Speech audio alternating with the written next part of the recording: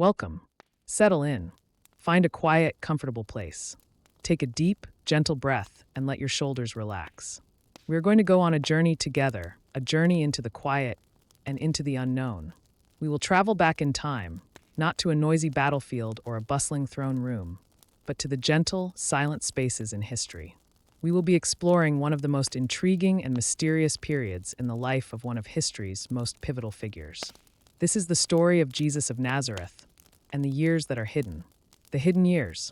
The silence that has echoed for 2 millennia, inviting speculation, inspiring legends, and fueling some of the most fascinating historical mysteries. Most people feel a certain familiarity with the story of Jesus. We know the key scenes: the birth in a stable, the flight into Egypt, the miracles, the Last Supper, the crucifixion, and the resurrection. These are the moments that have shaped a faith, a culture, and a world. They are the moments that are vividly and carefully painted for us in the pages of the New Testament. But if you were to pick up one of the Gospels and read it with a historian's eye, you would notice a vast, quiet chasm in the narrative. A profound, almost unsettling, gap in the story. The Gospels of Matthew and Luke give us the beautiful, familiar story of Jesus' birth. The angels singing, the shepherds watching, the wise men arriving from the east with their precious gifts. It's a scene filled with light and sound and wonder. But after this initial burst of life, a profound stillness falls. The family flees to Egypt to escape the wrath of King Herod, and then they return to the small, unassuming village of Nazareth. After this, a curtain of silence drops. We hear nothing for over a decade. The next time we get a truly detailed account, Jesus is a young boy of 12. He and his family have traveled to Jerusalem for the Passover festival. In a moment of youthful curiosity and perhaps divine calling, he remains behind. His parents, Joseph and Mary, search for him, their worry a tangible thing in the text. For 3 long days they look, and they finally find him in the temple, not lost or afraid, but sitting among the teachers, listening and asking questions. The passage in Luke's Gospel is short, but its implications are enormous. It's here that Jesus first speaks of his divine purpose, saying, "Why were you searching for me? Did you not know that I must be in my Father's house?" It's a moment of clarity, a flash of the man he will become. This is the last real detail we have of his early life. The Gospel of Luke concludes this small chapter with a summary. And Jesus grew in wisdom and stature, and in favor with God and man. And that is it. From the moment he is 12 years old, we have no more narrative for nearly 2 decades. The next time we see him, he is a man of about 30 years old, walking to the Jordan River to be baptized by John the Baptist. 22 years. A profound, mysterious, and utterly silent period of time. This gap, this chasm in the narrative, is where our journey begins. What was he doing? Where did he go? How did a young boy who was found in the temple, demonstrating a preternatural understanding of Scripture, spend the next 2 decades? Did he simply go back to Nazareth to live a quiet life, as tradition holds? Or did he embark on a journey that changed him, and in turn changed the world? The silence itself is a story, a testament to a period of time that was either deliberately omitted or simply not recorded. For centuries, the conventional and most widely accepted explanation has been a simple one. Jesus, the eldest son of Joseph, a carpenter, or tekton in Greek, spent these years working alongside his father. Nazareth was a small, dusty village in Galilee. Life would have been humble, hard, and deeply rooted in Jewish tradition. He would have learned the trade, supported his family, and lived the life of a typical young Jewish man of his time. The silence in the Gospels isn't a puzzle to be solved, but rather a reflection of the fact that nothing of dramatic theological importance happened during those years. The evangelists, the writers of the Gospels, were not writing a complete biography. They were writing a theological account, a narrative of God's plan for salvation, which focused on the key events of Jesus' ministry, death, and resurrection. This explanation makes perfect sense within the framework of traditional Christian theology.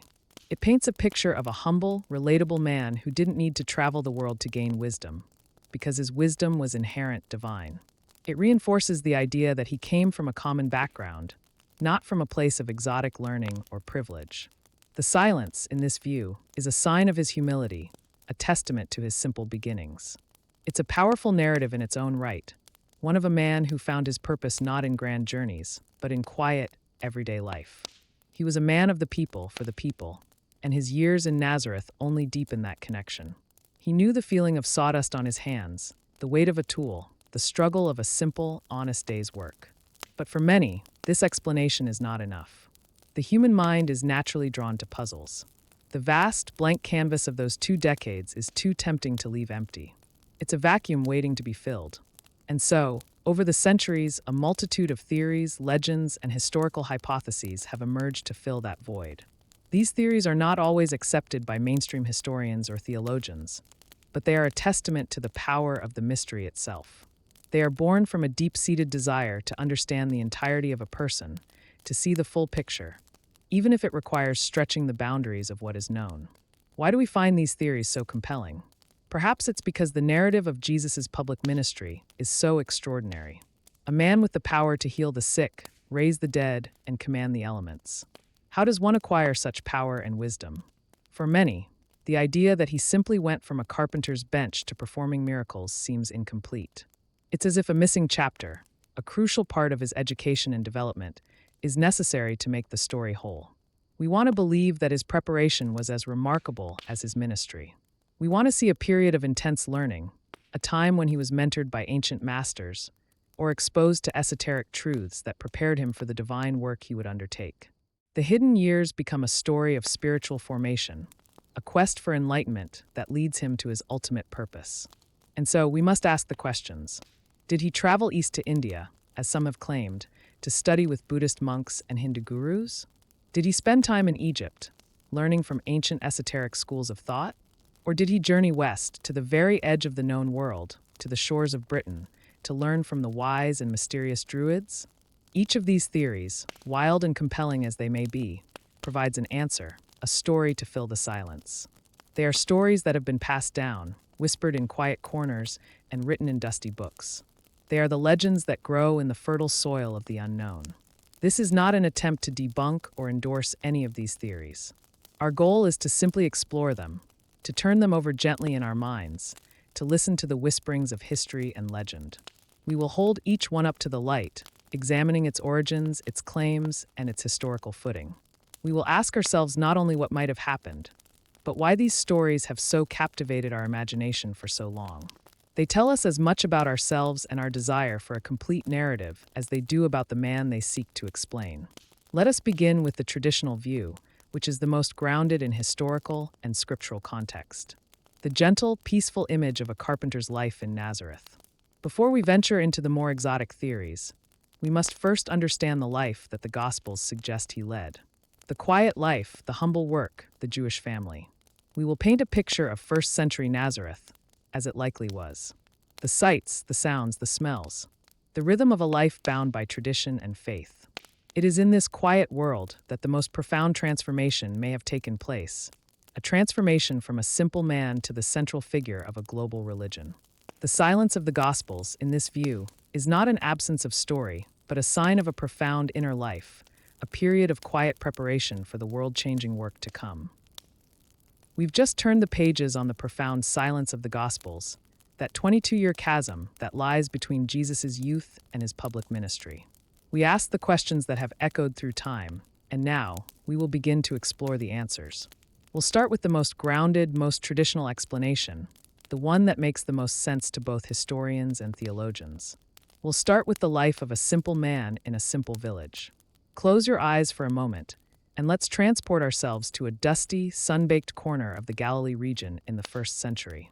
The year is somewhere in the early part of the 1st century CE. The village is Nazareth, a place so small and insignificant that it isn't even mentioned in the Old Testament, in the Talmud, or in the writings of the historian Josephus. Nazareth was a place of no consequence. It was a place where life was dictated by the rising and setting of the sun, by the rhythm of the seasons, and by the strictures of Jewish law. It was a humble place, and it's here that tradition tells us Jesus spent his hidden years. What would that life have been like? The Gospel of Mark refers to Jesus as the carpenter, the son of Mary. The word used in the original Greek is tekton. This word can be translated as carpenter, but it's a broader term than we might think. It means a skilled craftsman, a builder. In a world where wood was scarce and stone was plentiful, a tekton would have worked with stone as much as with wood. He would have built houses, repaired tools, created furniture, and shaped the very physical world of his community. This was not a life of quiet meditation in some remote temple. This was a life of hard, physical labor. Imagine the feeling of the rough grain of wood under your fingers, the satisfying weight of a chisel in your hand, the steady rhythm of a hammer against a nail. These were the sensations that would have filled Jesus' days. As the eldest son of Joseph, Jesus would have inherited his father's trade. He would have learned at his father's side from a young age. This wasn't a choice, it was his destiny, his role within the family and the community.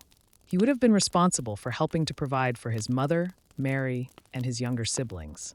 There are mentions in the Gospels of Jesus' brothers and sisters, James, Hose's, Judas, and Simon, and unnamed sisters. This was a bustling, lively family, and as the eldest, Jesus had a responsibility to it. His life was not his own. It was interwoven with the lives of his family and his community. The rhythms of his life would have been profoundly Jewish. He would have attended the local synagogue, learning the Torah and the prophets. He would have observed the Sabbath, the festivals, and the dietary laws. He would have participated in the life of his community, his spirituality not separate from his daily life, but deeply integrated into it. The silence of the Gospels, in this view, is a testament to the fact that his formative years were spent not in grand journeys, but in this quiet, everyday life. He didn't need to go elsewhere to find wisdom, because his wisdom was inherent, and his education was in the sacred traditions of his people. This is the traditional story, the one that most people are familiar with, and it holds a deep and beautiful truth. But, as we've said, the silence is a vacuum, and it has drawn other theories to it.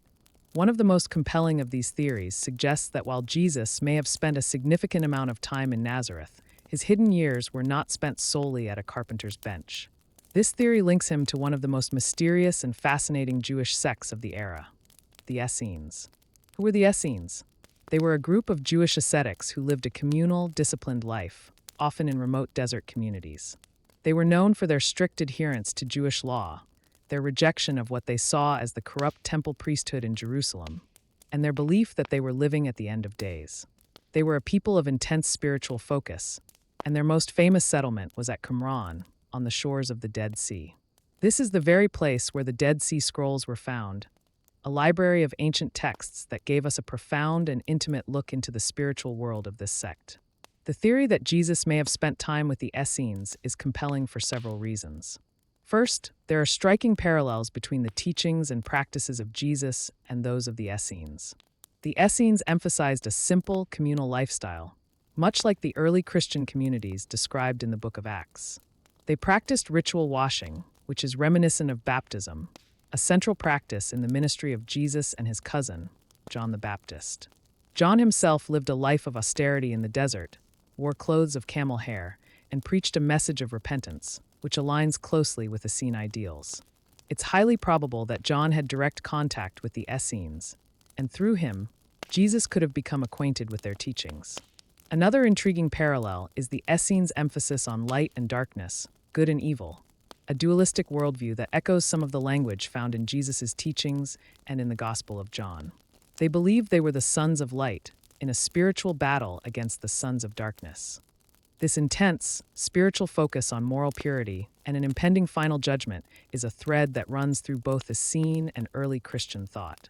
So, how could Jesus have been connected to this sect? The theory suggests that after his encounter in the temple at age 12, Jesus' profound spiritual nature was recognized. Perhaps he was sent away, not on a grand journey to a foreign land, but to a place of intense spiritual learning much closer to home.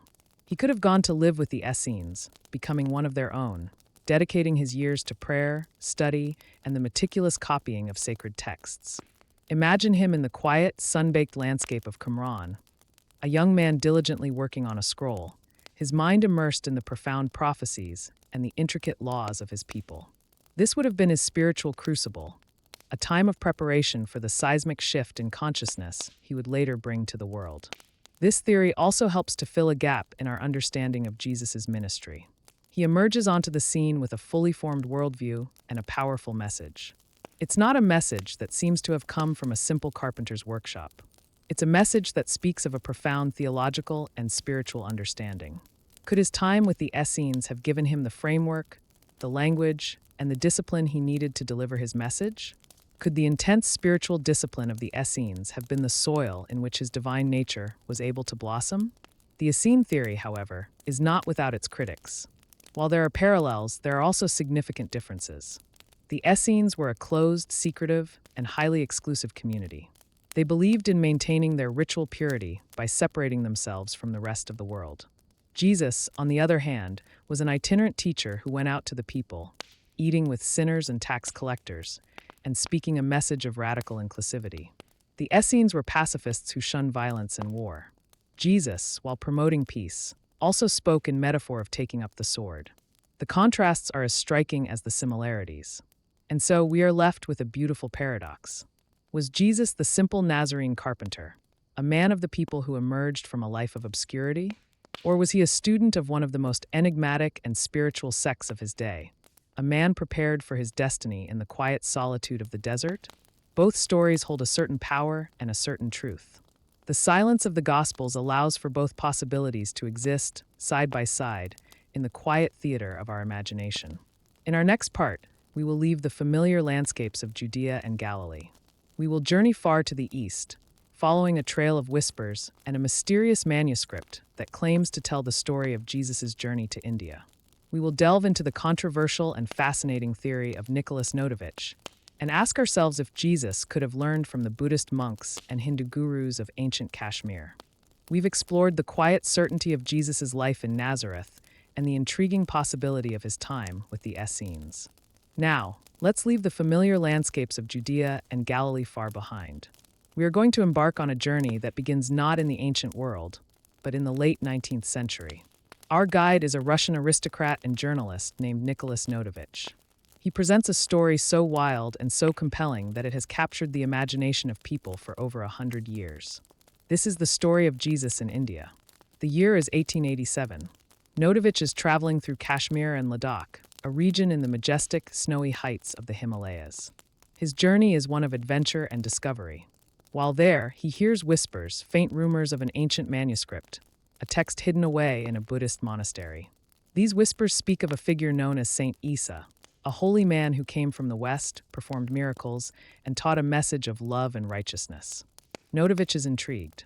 He is a man of his time, an intellectual curious about the mysteries of the East, and he feels a deep sense of purpose to uncover this story. He makes his way to the Hemis Monastery, a remote and beautiful place nestled high in the mountains. He tells the monks there of the story he's heard, but they are initially reticent. They tell him the monastery has no such manuscript. Notovich, however, is persistent. He suspects they are simply protecting their sacred texts from an outsider. As fate would have it, Notovich has a convenient accident. He falls from his horse and breaks his leg, forcing him to recuperate inside the monastery for a longer period. It's during this time, perhaps out of a sense of hospitality or perhaps because his genuine curiosity has won them over, that the monks finally show him the scroll. The manuscript, they say, is a compilation of accounts from various scribes and pilgrims who had traveled with and written about Saint Isa. Notovich, with the help of a translator, begins to copy and translate the ancient text. He is overwhelmed by what he reads. The scroll, which he will later publish as The Unknown Life of Jesus Christ, purports to tell the story of a young Jesus, or Isa, from the age of 13 to 29. The story begins with a young man leaving his home in Jerusalem to travel east. He joins a caravan of merchants and makes his way to India. He is driven by a deep spiritual hunger, a desire to learn from the great masters of the East. The manuscript claims that upon arriving in India, Jesus spent 6 years with the Jains and the Brahmins, learning their sacred texts, the Vedas. He immerses himself in their spiritual traditions, studying their laws and their philosophical debates. However, the story says that he becomes a critic of the caste system, a social hierarchy that dictates a person's place in society from birth. He argues that all people are equal in the eyes of God. This radical message angers the Brahmins, who believe that their laws are divine and must not be challenged. He leaves them and travels to the Himalayas, where he spends his time with the Buddhists. With the Buddhists, he continues his spiritual education. He studies the life and teachings of the Buddha and the path to enlightenment.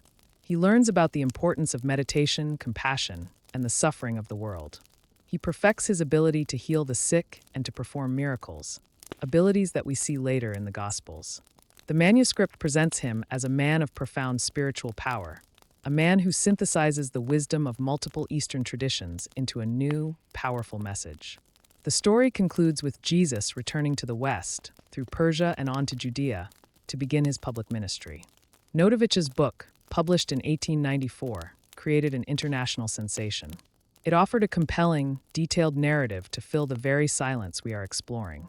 For many, it was the missing piece of the puzzle, a logical explanation for Jesus' extraordinary wisdom and power.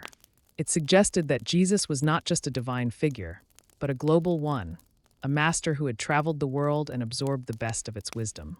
The image of Jesus as a spiritual seeker, a man who walked the ancient trade routes and sat at the feet of masters, was a powerful and romantic one. However, the story of Saint Isa and the Hemis Monastery is also a story of controversy and scrutiny. Shortly after Notovich's book was published, it came under intense criticism from both scholars and missionaries. Many were deeply skeptical of his claims. A British scholar and explorer named J. Archibald Douglas was among the first to travel to the Hemis Monastery to verify Notovich's story. He arrived at the monastery and spoke with the head lama, who, when asked about Notovich, stated unequivocally that no such person had ever visited the monastery with a broken leg, and that no such manuscript existed. The Lama went on to say that Notovich was a liar and a cheat. Other scholars and travelers followed, including the respected Indian-born professor of Sanskrit, Max Muller, and the American journalist Edgar J. Goodspeed. All of them either visited the monastery themselves or corresponded with people who had, and none could find any evidence of the manuscript or of Notovich's visit. The consensus among the academic community was that Notovich had fabricated the entire story. He was accused of creating a hoax, of writing a work of fiction, and passing it off as historical fact for fame and profit. So, where does that leave us? Is the story of Jesus in India a beautiful legend or a deliberate fraud? The lack of any verifiable evidence is a huge stumbling block for the theory. No one else has ever been able to find or even see the original manuscript. Notovich himself eventually confessed to some scholars that he had concocted parts of the story, though he later retracted that confession and insisted on the truth of his account. Despite the scholarly consensus, the legend of Jesus in India has not gone away. In the late 20th century, the theory gained a new life, particularly in New Age spiritual circles. The idea of Jesus as a spiritual master who studied with Eastern sages resonated with a generation seeking to bridge the gap between Christianity and Eastern religions. The theory provided a powerful narrative of interconnectedness, of a Jesus who was not just a Jewish Messiah, but a universal teacher. The enduring power of this story lies not in its historical accuracy, but in its ability to fill the silence with a narrative that is both profound and deeply human. It imagines Jesus as a seeker, a student, a man on a journey of self-discovery, who, like us, had to learn and grow before he could teach. It's a story that speaks to our own desire for knowledge and spiritual fulfillment. The silence of the Gospels, in this case, becomes a vast open road, a path that we can imagine Jesus himself walking, all the way to the foot of the Himalayas. We have now explored the most traditional story and a wild, exotic theory. In our next part, we will travel in a different direction entirely. We will follow a legendary path to the west, to the mystical shores of Britain, and delve into the fascinating, if historically unsupported, theory that Jesus may have spent his hidden years learning from the ancient Druids. Take another gentle breath. We have journeyed east to the silent monasteries of the Himalayas, following the whispers of a forgotten tale. Now, let's turn our attention in a completely different direction. We will travel to the very edge of the Roman world, to the misty, green, and mysterious lands of Britain. Here, a different set of legends takes hold, a story woven into the very fabric of British folklore, and a fascinating, if historically unsupported, answer to the question of Jesus' hidden years. This is the story of Jesus in Britain. This theory doesn't begin with a Russian journalist, but with a figure from the Gospels themselves, Joseph of Arimathea. We know him as the wealthy disciple who took Jesus' body from the cross and laid it in his own tomb. But British legend gives him a much more extensive and fascinating backstory.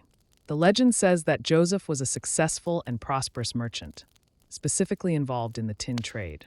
This was a major industry in the ancient world, and the primary source of tin was the mines in Cornwall, in the far west of Britain. According to the legends, Joseph was a frequent visitor to Britain, a familiar figure to the Celtic people. The story then takes a captivating turn. The legend suggests that Joseph, on one of his trading voyages, brought his young nephew with him. And that nephew, according to the legend, was Jesus. The claim is that Jesus spent a period of his hidden years, perhaps as a teenager or a young man, in the ancient mystical lands of Britain. This legend is most famously associated with Glastonbury, a small town in Somerset in the southwest of England. The legends here are profound and deeply embedded in the local culture. It is said that Joseph of Arimathea, after Jesus' death, returned to Glastonbury with the Holy Grail, the cup used at the Last Supper. He planted his staff in the ground, and it miraculously took root, growing into the now famous Glastonbury thorn tree, which is said to flower every Christmas. The legends also suggest that Joseph founded the first Christian church in Britain, a simple wattle-and-daub structure on the site where Glastonbury Abbey would later stand. And woven into all of this is the idea that Jesus himself walked on these very hills. The poet William Blake famously wrote in his epic poem, Jerusalem, the lines, "And did those feet in ancient time walk upon England's mountains green?" This is the question that the Glastonbury legends seek to answer with a resounding yes. But what would Jesus have been doing in Britain? What would a young man from a desert land have learned in a place of misty hills and ancient forests? This is where the theory connects Jesus to the Druids. The Druids were the intellectual and spiritual leaders of the Celtic people. They were the priests, the law keepers, the scholars, and the healers. They were guardians of a deep and ancient wisdom, a spiritual tradition that was passed down orally over generations. Their knowledge encompassed astronomy, medicine, philosophy, and a profound reverence for nature, for the forests, and for the ancient stone circles. The theory suggests that Jesus, with his innate spiritual gifts, would have been drawn to the wisdom of the Druids. He could have spent time with them, learning their secrets, their knowledge of the natural world, and their spiritual practices. It's a compelling idea. The image of a young Jesus walking through a sacred grove of oak trees, a young man from the Holy Land learning from the white-robed priests of Britain, is a powerful one. It provides a unique answer to the question of where his extraordinary wisdom came from, a source of knowledge that is distinct from his Jewish heritage. The British legends also offer some intriguing parallels between Druid and Christian teachings. The Druids believed in the immortality of the soul and the concept of an afterlife. They had a reverence for a single supreme deity, even though they also honored a pantheon of other gods. Some scholars have suggested that the symbols of Christianity, such as the Holy Grail, may have their roots in Druid traditions. The Celtic cross, a beautiful symbol of both traditions, seems to stand as a bridge between these two worlds. It is a beautiful story, a story of a young man on a journey of discovery, and a story of a sacred connection between two distinct cultures. However, when we hold this theory up to the light of historical scrutiny, it, much like the Indian theory, begins to fade.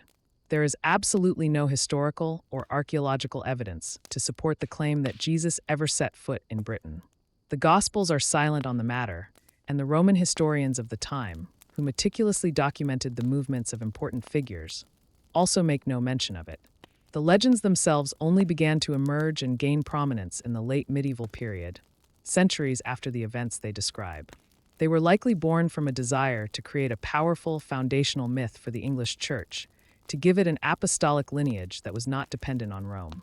By linking the very beginnings of Christianity to figures like Joseph of Arimathea and to the land itself, it provided a sense of spiritual independence and national pride. The legends of Glastonbury and the Holy Grail became intertwined with the stories of King Arthur, creating a rich tapestry of myth and national identity. So, while the idea of Jesus walking in Britain is a beautiful and inspiring one, it must be placed squarely in the category of folklore and legend, not historical fact. It is a testament to the power of the hidden years as a blank canvas for human imagination, a space where we can paint our own desires and beliefs. It shows us that the silence of the Gospels is so potent that it can be filled not just with spiritual theories, but with national myths and cultural identity. We have now traveled from the silent fields of Nazareth to the mountains of the east and the misty hills of the west. We've journeyed to the silent fields of Nazareth, the remote monasteries of the Himalayas, and the misty hills of Britain.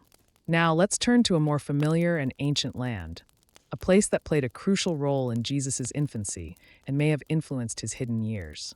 We are traveling to Egypt, a land of pyramids, pharaohs, and ancient mysteries. This is a journey that is deeply intertwined with the story of the Gnostics, a fascinating and often misunderstood group of early Christians. The journey to Egypt is one of the very first in Jesus' life. The Gospel of Matthew tells us that after his birth, King Herod, in a jealous rage, ordered the slaughter of all male children in Bethlehem. An angel appears to Joseph in a dream, telling him to take his family and flee to Egypt for their safety. The Holy Family remains there until Herod's death, a period of uncertain duration. We know for certain, then, that Jesus spent a period of his infancy in Egypt. But what about his hidden years? Could he have returned to this ancient land of wisdom and mystery? The theory that Jesus spent time in Egypt during his youth is not a baseless modern fabrication. It is rooted in some of the most fascinating and controversial texts from early Christianity, the Gnostic Gospels. For a long time, the only Gospels we had were the four canonical Gospels: Matthew, Mark, Luke, and John. But in 1945, a discovery was made in the Egyptian desert near the town of Nag Hammadi that would change our understanding of early Christianity forever. A local farmer stumbled upon a clay jar filled with 13 ancient papyrus codices. These books contain texts that we now call the Nag Hammadi Library, a collection of writings from a group of Christians who called themselves Gnostics.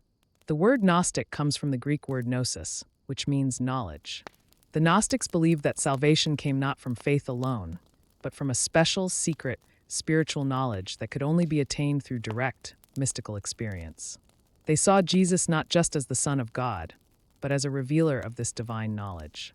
And some of their writings, particularly the Gospel of Thomas and the Gospel of Mary, offer a tantalizing glimpse into a different kind of Jesus, one who might have spent his hidden years learning and teaching. The Gospel of Thomas is a particularly intriguing text. It is not a narrative like the canonical Gospels. It's a collection of 114 sayings attributed to Jesus, many of which are similar to the sayings in the canonical Gospels, but many others are completely new and strange. One of the key themes of this Gospel is the idea that the divine light, the true God, is trapped in the physical world, which was created by a lesser, flawed deity. The Gnostics believed that Jesus came to help humanity remember their divine origin and find their way back to the true God through secret knowledge. But how does this connect to Jesus' hidden years? Some of the Gnostic texts suggest that after his return from Egypt as a child, Jesus may have gone back there as a young man. Egypt at the time was a melting pot of cultures, a place where Greek, Roman, and Egyptian traditions intertwined. It was a center of philosophical and spiritual learning, a place where people studied ancient texts and pursued esoteric knowledge. It is entirely plausible that a young man with a spiritual hunger would have been drawn to this place. He could have studied with the Alexandrian Jewish communities, which were some of the most sophisticated in the world, or with the spiritual schools that flourished there, learning about everything from mysticism to ancient Egyptian wisdom. The Gnostic Gospels themselves are full of a kind of intellectual and spiritual inquiry that feels very different from the narrative-driven accounts of the canonical Gospels. They portray Jesus not as a man who simply performed miracles, but as a wise teacher who engaged in profound, philosophical dialogue with his disciples. He reveals secret truths about the nature of the soul, the cosmos, and the path to true enlightenment. This image of Jesus as a spiritual teacher, a master of secret knowledge, is the Gnostic answer to the question of his hidden years. He wasn't in a carpenter's workshop. He was in a library, a spiritual school, a place of deep and secret learning. But the Gnostic theories are also the most controversial of all the theories we have discussed. The Gnostic view of Jesus and God was radically different from the one that became mainstream Christianity. The early church fathers vehemently rejected the Gnostic writings, calling them heretical. They were largely suppressed and destroyed, and it was only with the discovery of the Nag Hammadi Library that we gained this unique window into their world. The reason they were rejected was simple. They challenged the very foundations of Christian theology. The Gnostics saw the physical world as something to be escaped, a prison for the soul. Mainstream Christianity, on the other hand, saw the physical world as good, created by a good God, and a place to be redeemed. So, while the Gnostic texts don't give us a direct, historical account of Jesus' hidden years, they offer a powerful and intriguing theological possibility. They suggest that the silence of the Gospels was not a gap to be filled with a simple story of a carpenter, but with a complex story of a spiritual seeker, a man who pursued a kind of knowledge that was seen as too dangerous and too esoteric for the wider world. The Gnostic theories show us that the silence could be a cover-up, a deliberate omission of a part of Jesus' life that the early church deemed incompatible with its message. We have now explored the theories that place Jesus' hidden years in Nazareth, India, Britain, and Egypt. We have seen how each theory, whether based on a forged manuscript, a national legend, or a suppressed gospel, attempts to fill that profound silence in its own way. In our final part, we will bring all of these threads together. We will step back and look at the bigger picture. We will discuss the theological purpose of the gospel's silence and reflect on the enduring power of these stories to not only fill the historical void, but to speak to our own spiritual journeys. The silence of the Gospels is not an empty space. It is a canvas upon which the human spirit has been painting for 2,000 years, and it is a canvas we are still exploring today. We have traveled through time and across continents, following the whispers and legends that have attempted to fill a profound and lasting silence. We have sat in the dusty workshop of Nazareth, imagined Jesus as a young man with a hammer and a chisel, living a simple, humble life. We have ventured east to the remote monasteries of the Himalayas, where a controversial scroll claimed he studied with Buddhist and Hindu masters. We journeyed to the misty green hills of Britain, where legends of Joseph of Arimathea and the Druids have taken root. And we have explored the spiritual and intellectual world of the Gnostics in ancient Egypt, where secret texts presented a Jesus of profound, mystical knowledge. Now, it is time to bring all of these threads together. We must ask a final question, perhaps the most important one of all. What does this silence, this absence of a definitive story, mean? The Gospels are not silent by accident. They are silent by design. The writers of the Gospels were not biographers in the modern sense. They were not attempting to give us a detailed chronological account of every year of Jesus' life. Their purpose was theological. Their purpose was to make a very specific case, that Jesus of Nazareth was the Messiah, the Son of God, who fulfilled the prophecies of the Old Testament. The details of his youth, his teenage years, and his early adulthood were, for their purposes, secondary. What mattered was the beginning of his life, his miraculous birth, and the end, his public ministry, his death, and his resurrection. The years in between were not a part of the grand theological statement they were trying to make. The silence of the Gospels, then, becomes a powerful theological statement in itself. It tells us that Jesus' wisdom and authority came not from years spent studying in a foreign land, but from his divine nature. It tells us that his power was not the result of learning ancient magic from Druids or Gnostics, but an inherent part of his being as the Son of God. His years as a Nazarene carpenter reinforce his humanity, his connection to the common man. It shows us that God chose to enter the world not as a prince or a king, but as a humble worker, a man who knew the feel of honest labor. This view, the traditional one, is both beautiful and profound. It makes Jesus relatable and approachable, a man who, like us, lived a quiet, normal life before embarking on his world-changing mission. But the other theories, the ones we've explored, still hold a certain power. The Indian theory of Nicholas Notovich, despite its historical flaws, resonates with our modern desire for a synthesis of all spiritual paths. It speaks to a yearning for a Jesus who is not just a figure of one religion, but a universal teacher who gathered wisdom from every corner of the world. It's a story for a globalized world, one that sees the common threads of love, compassion, and spiritual enlightenment woven through all faiths. The British legends, while steeped in folklore, speak to a deep human need for a spiritual connection to the land itself. They give a sense of sacredness to a place, a feeling that Jesus' feet, in ancient times, truly walked on a particular mountain or in a certain field. They make the divine feel local and tangible. The Gnostic theories speak to our desire for secret knowledge and our search for a deeper, more mystical truth. They offer a Jesus who is not just a simple teacher, but a cosmic master, a guide to a hidden reality. They invite us to look beyond the surface of things, to question the accepted truths, and to embark on our own personal journey of gnosis, of spiritual knowledge. All of these stories, whether they are historically sound or not, are born from the same source, the fertile soil of the unknown. The human mind abhors a vacuum, and the silence of the Gospels is one of the most powerful vacuums in all of history. We feel an instinctive need to fill it with stories, with legends, with theories that make sense to us, that speak to our own beliefs and our own spiritual yearnings. The stories we tell about Jesus' hidden years say as much about us as they do about him. They reflect our desires, our fears, and our hopes for what a divine figure should be. Ultimately, the silence of the Gospels is not an absence of story, but an invitation.